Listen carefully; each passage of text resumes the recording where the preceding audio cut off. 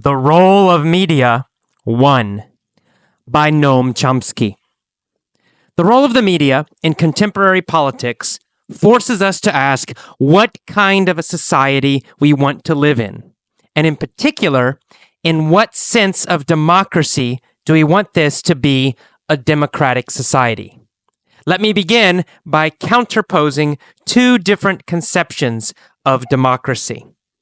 One conception of democracy has it that a democratic society is one in which the public has the means to participate in some meaningful way in the management of their own affairs, and the means of information are open and free.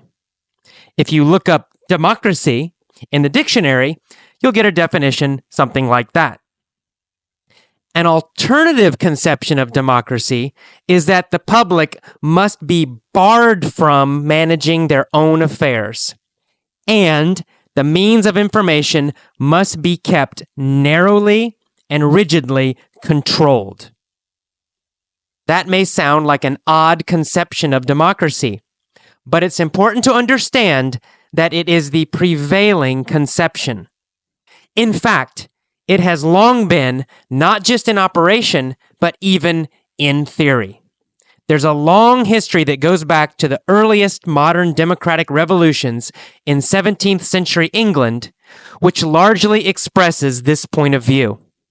I'm just going to keep to the modern period and say a few words about how that notion of democracy develops and why and how the problem of media and disinformation enters within that context. Welcome to the mini story for The Role of Media 1. Let's get started with the story. One day, a guy named AJ goes to his English class. One student in his class, named Aki, complains. He says, "AJ, your class sucks. It's boring."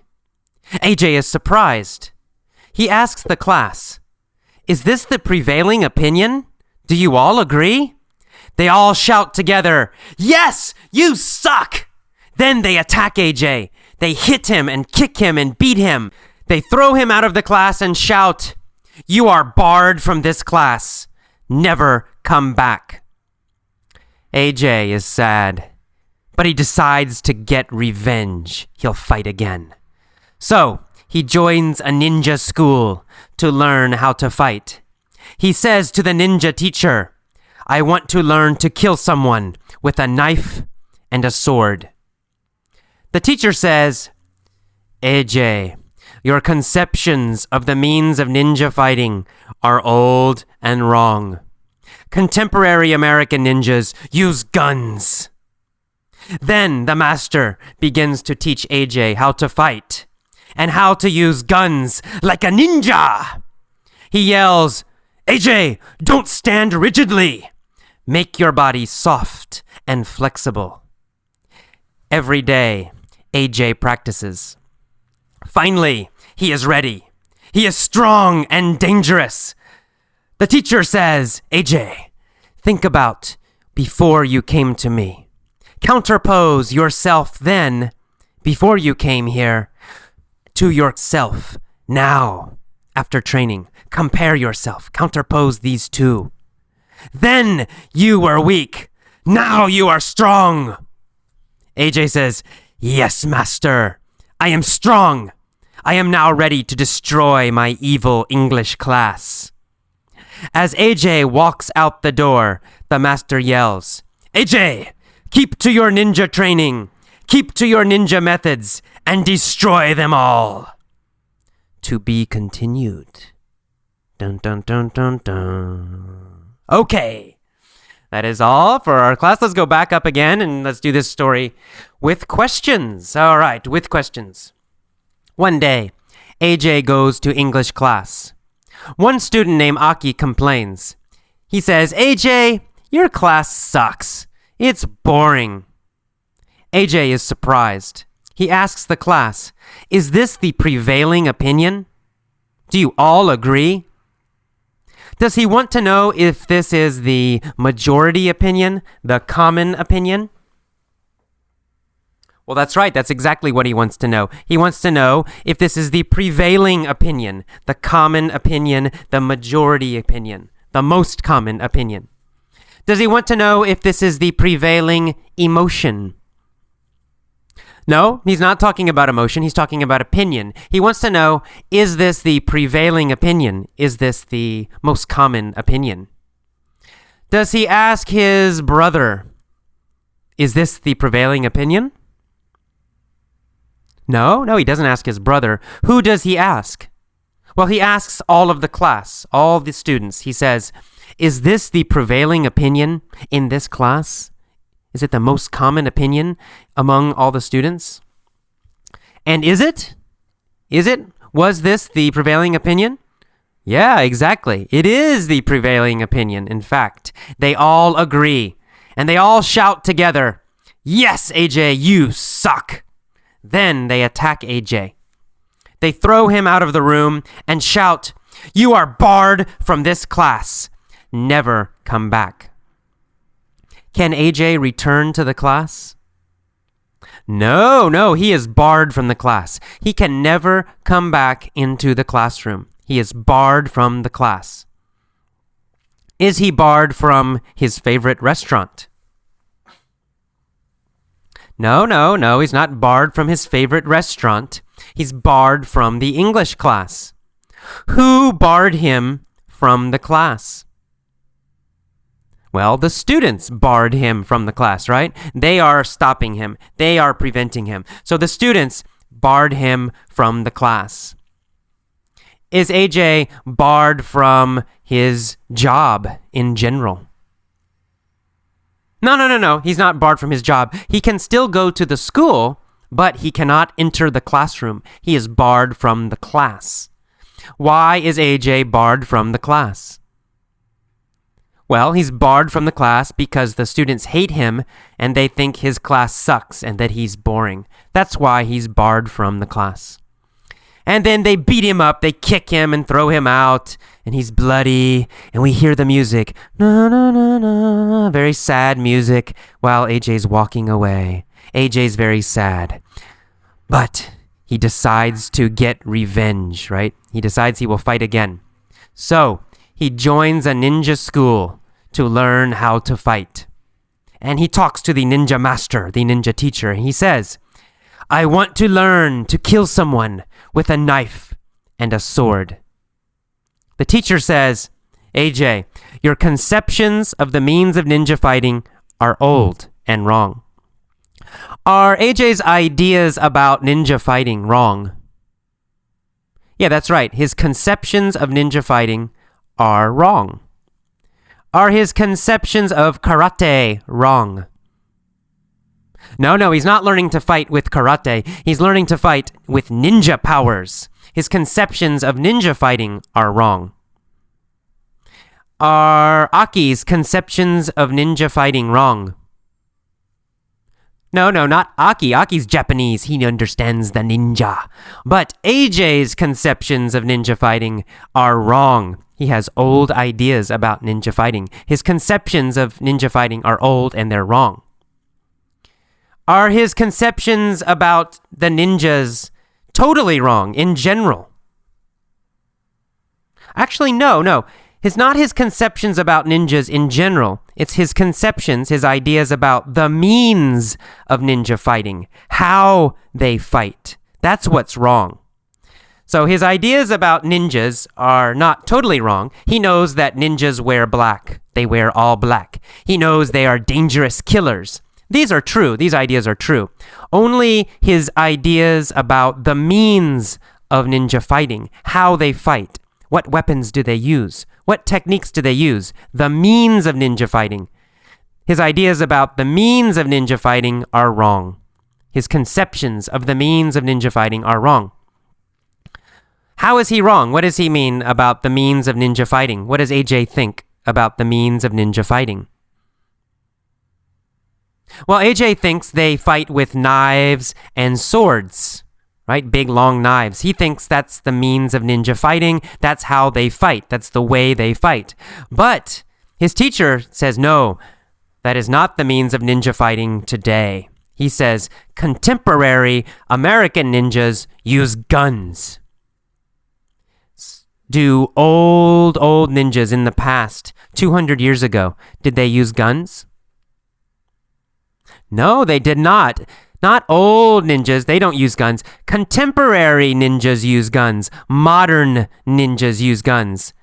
Today, this time in history, contemporary ninjas use guns. Do contemporary Japanese ninjas use guns? No, in fact, they don't. They still like tradition, the Japanese ninjas. Contemporary American ninjas use guns. Contemporary Japanese ninjas do not. Is AJ learning from a contemporary American ninja? Yes, in fact, he is. He is learning from a contemporary American ninja. He's learning from a modern American ninja, not an old traditional one. He's learning from a contemporary American ninja. What weapon do contemporary American ninjas use? Well, they use guns, right? Contemporary American ninjas use guns. That's their weapon. That's how they kill people usually. Their guns and their hands and their feet. So contemporary American ninjas use guns. Then the master begins to teach AJ how to fight and how to use guns like a ninja. When they're training, when they're practicing, he yells at AJ, AJ, don't stand rigidly. Make your body soft and flexible. Does he want AJ to stand very rigidly, very hard? No. He wants AJ to have a soft body so he can move very easily. He does not want AJ to stand rigidly. Does he want AJ to fight rigidly with very hard, strong muscles? No, he doesn't want AJ to fight rigidly. He wants AJ to fight with a fast, soft, flexible body. Flexibly. He wants AJ to stand flexibly so he can move easily. He does not want AJ to stand rigidly. He does not want AJ to fight rigidly. He wants him to move quickly, change easily, be very flexible. So he says, don't stand rigidly. Don't fight rigidly. Maybe don't think rigidly, right? Have your mind open to new ideas. Don't think rigidly. AJ must not be rigid. Rigid's the adjective. AJ must not be rigid. He must not stand rigidly. He must not fight rigidly. He must not think rigidly. So every day AJ practices. Finally, he is ready. He is strong and dangerous. Only the strong, only the hard. The teacher says, AJ, remember your past self when you were weak. Counterpose yourself before you came here to your current self. Does he want AJ to compare his old self and his new self? Yes, that's right. He wants AJ to counterpose his old self and his new self. He wants him to compare his old self and his new self. Does he want AJ to counterpose different philosophies, different ideas? No. They're not talking about philosophy or ideas. He wants him to counterpose his old self and his new self. Compare old self and new self. Does he want Aki to counterpose his old self and new self? No. Aki is not his student. He wants AJ to counterpose his old self and his new self. Why does he want AJ to counterpose his old self and his new self? Well, he wants him to realize how strong he is now. So he's saying, compare yourself now. You are strong. And think of yourself before. You were weak, right? Counterpose your weak self and your strong self.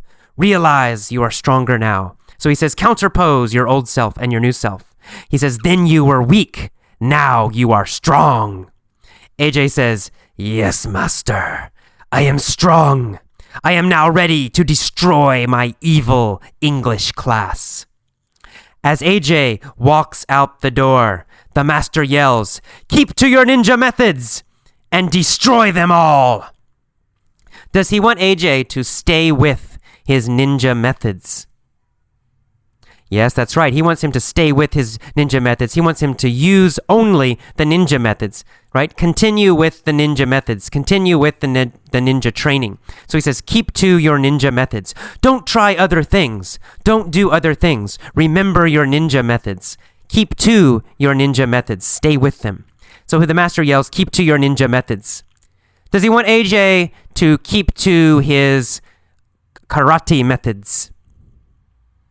No, he did not learn karate. He did not say keep to your karate methods. He said keep to your ninja methods. What kind of methods should AJ keep to?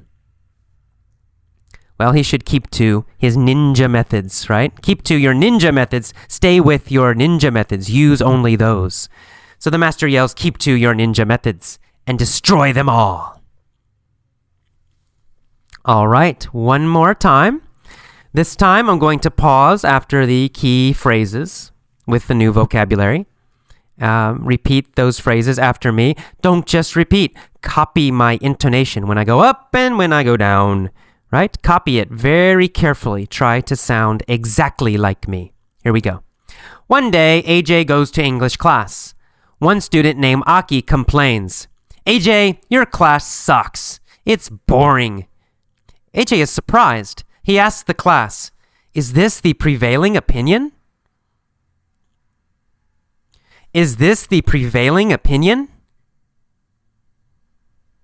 Good. Do you all agree? They all shout together, yes, you suck. Then they attack AJ. They hit him and beat him. They throw him out of the room and shout, you are barred from this class. Never come back. Good. You are barred from this class. Never come back. Good. AJ is sad. He decides to get revenge and fight again. So he joins a ninja school to learn how to fight. He says to the ninja teacher, I want to learn to kill someone with a knife and a sword. The teacher says, your conceptions of the means of ninja fighting are old and wrong. Your conceptions of the means of ninja fighting are old and wrong. Ooh, that's difficult, right? Your conceptions of the means of ninja fighting are old and wrong. He says, contemporary American ninjas use guns. Contemporary American ninjas use guns. Good. He then begins to teach AJ how to fight and how to use guns like a ninja. He yells, don't stand rigidly! Don't stand rigidly! Good. Make your body soft and flexible. Every day, AJ practices. Finally, he is ready. He is strong and dangerous. The teacher says, counterpose your old self to your new self. Counterpose your old self to your new self. Good. Then you were weak. Now you are strong. AJ says, yes, master, I am strong. I am now ready to destroy my evil English class. As AJ walks out the door, the master yells, keep to your ninja methods. Good. Keep to your ninja methods. And destroy them all. Very good. You're ready for the POV lesson? Stop this. Tell all of the story yourself. Bye-bye. Welcome to the Point of View mini stories for The Role of Media 1. Let's get started. Same story, but different time frames. Our first one, as always, we'll start with the past, 20 years ago. 20 years ago, there was an English teacher named AJ. One day, he went to English class, and one student named Aki complained. He said, AJ, your class sucks. It's boring. AJ was surprised. He asked the class, is this the prevailing attitude? Is this the prevailing opinion? Do you all agree? They all shouted together, yes, you suck. Then they attacked AJ. They hit him and beat him. They threw him out of the room and shouted, you are barred from this class. Never come back. AJ was sad. But he decided to get revenge. He decided to fight again. So he joined a ninja school to learn how to fight. He said to the ninja teacher, "I want to learn to kill someone with a knife and a sword." The teacher said, "AJ, your conceptions of the means of ninja fighting are old and wrong. Contemporary American ninjas use guns." Then he began to teach AJ how to fight and how to use guns like a ninja. He yelled, "Don't stand rigidly. Make your body soft and flexible." Every day, AJ practiced. Finally, he was ready. He was strong and dangerous. The teacher said, "AJ, counterpose your old self to your new self. Then you are weak. Now you are strong." AJ said, "Yes, master. I am strong. I am now ready to destroy my evil English class." As AJ walked out the door, the master yelled, "Keep to your ninja methods and destroy them all." All right, very good. Let's do it again. This time, we're going to start with the phrase, "since last month." You ready? Since last month. Let's do it. All right, there's a teacher named AJ.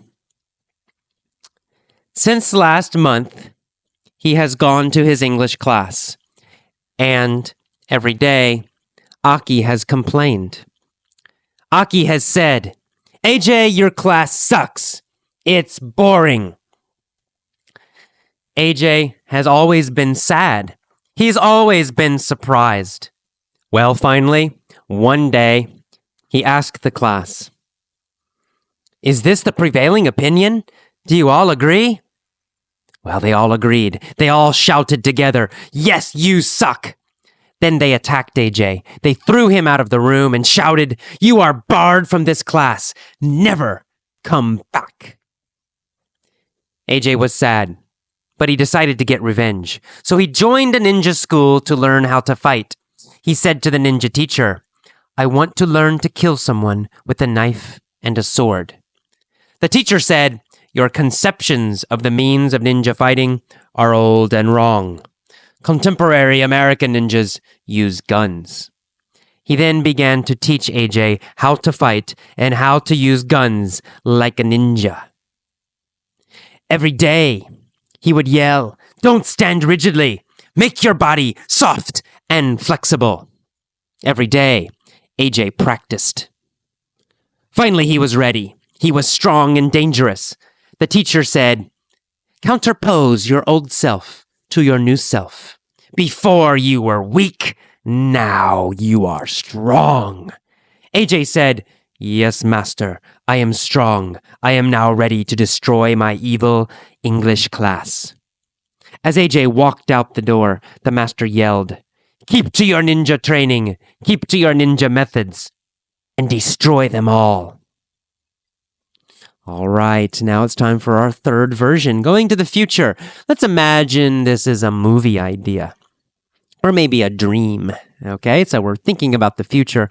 I have a dream, and I'm thinking, this is going to happen. This is going to happen to me. So one day, AJ will go to English class. One of the students, named Aki, will complain. He'll say, "AJ, your class sucks. It's boring." AJ will be surprised. He'll ask the class, "Is this the prevailing opinion? Do you all agree?" They'll all shout together, "Yes, you suck!" Then they'll attack AJ. They'll throw him out of the room and they'll shout, "You are barred from this class. Never come back." AJ is going to be sad. He'll decide to get revenge, though. So he'll join a ninja school to learn how to fight.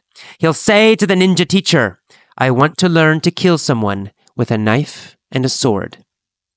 But the teacher's going to say, "Look, your conceptions of the means of ninja fighting are old and wrong. Contemporary American ninjas use guns." He'll then begin to teach AJ how to fight and how to use guns like a ninja. He'll yell, "Don't stand rigidly. Make your body soft and flexible." Every day, AJ will practice. Finally, he'll be ready. He'll be strong and dangerous. The teacher's gonna say, counterpose your old self to your new self. Then you are weak, now you are strong. AJ will say, yes, master, I am strong. I am now ready to destroy my evil English class. Now, as AJ walks out the door, the master will say, keep to your ninja methods and destroy them all.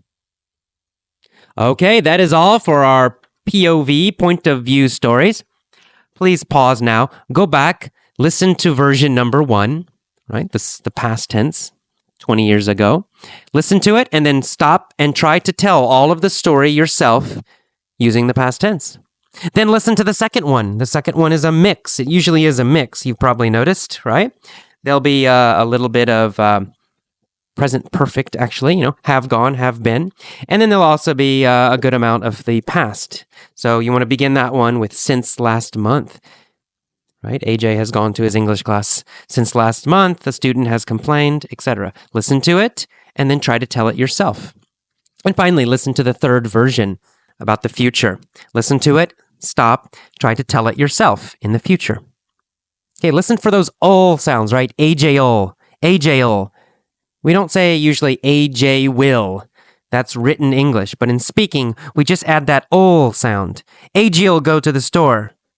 AJ will go to the store. AJ will go to the store. We just AJ ol.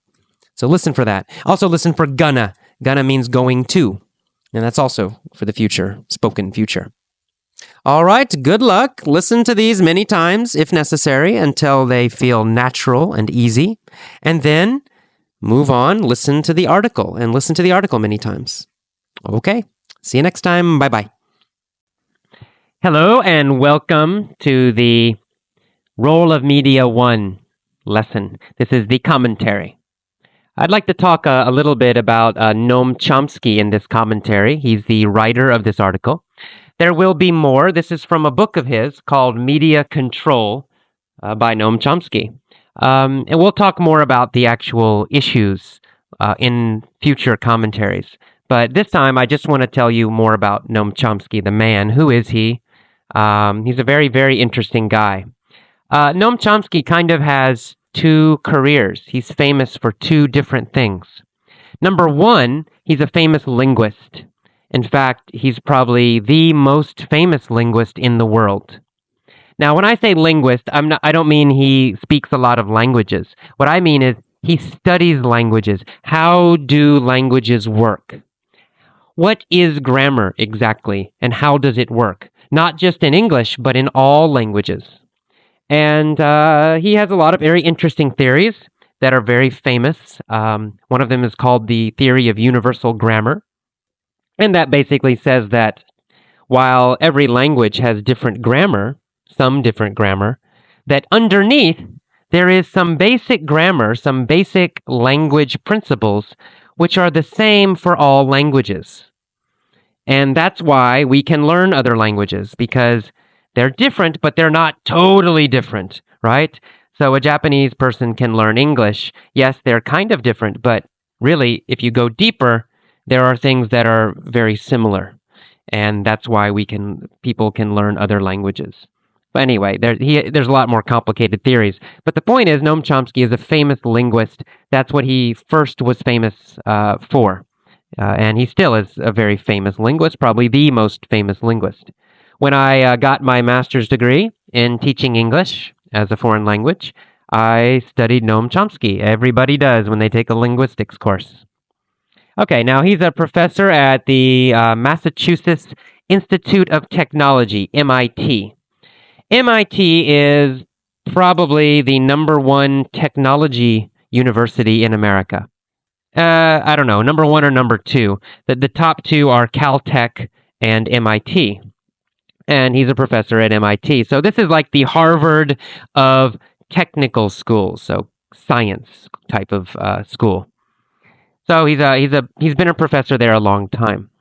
Now his second field number one is linguistics, but he's also famous for politics, for political science.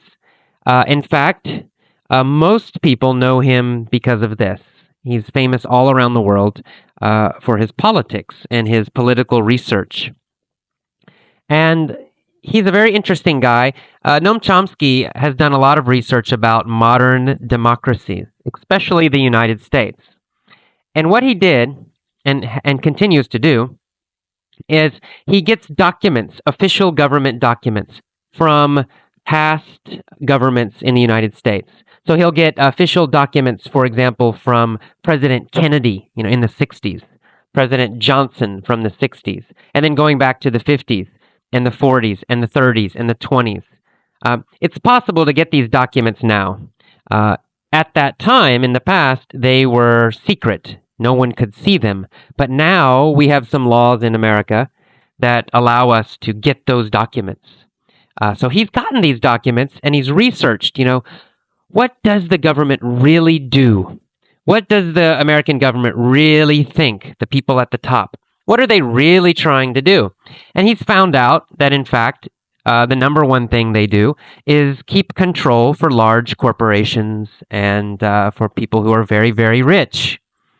Now, that's no surprise to me, but a lot of people think, oh my God, that's not possible. That's not true. America is only about freedom and democracy. We're always right. We always do the good thing. But he's found, in fact, that is not the main concern of the government of the United States. But he does admit, he does say that, in fact, America has a very free society. It's true. But because we have a free society, the government has to find another way to control the people, right? Mostly, the government doesn't grab people and throw them in jail or shoot them and kill them because they disagree with the government.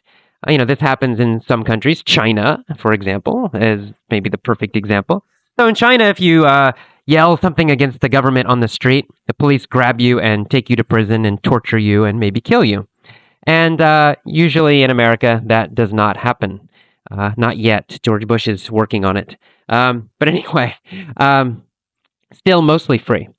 And so he says that since the democratic governments, especially the United States, can't control with this kind of force, usually, instead they control people with propaganda. They use basically mind control. They control with the media. They control people's thoughts and ideas to make them do what they want them to do. And he has studied these government documents and done a lot of his own research about how they do that. How do they use the media? How do they use propaganda to control the public, to control what the public thinks and what the public does and what the public will support? Very, very interesting. And a little scary sometimes. But he's not a crazy guy. He's a very intelligent guy. And all of this is based on research. He's not some crazy guy who just says, oh my God, the government's bad. He's very intelligent, very careful about what he does. And this article, this Role of Media 1, it comes from a book of his called Media Control. And I will be doing more parts from this book. Very interesting book. And in fact, you may or may not know, but my first degree is in journalism. I studied journalism as an undergraduate. I have a bachelor's degree in journalism. And that's when I first learned about Noam Chomsky, because I was studying his ideas about media. And I saw him speak, in fact, at that time. He came to my university, the University of Georgia. He came to my university, in fact, during the first Gulf War. George Bush's father, right? George Bush number 1. And he came and he spoke about the war. The war was getting ready to start. Everybody knew it was going to happen.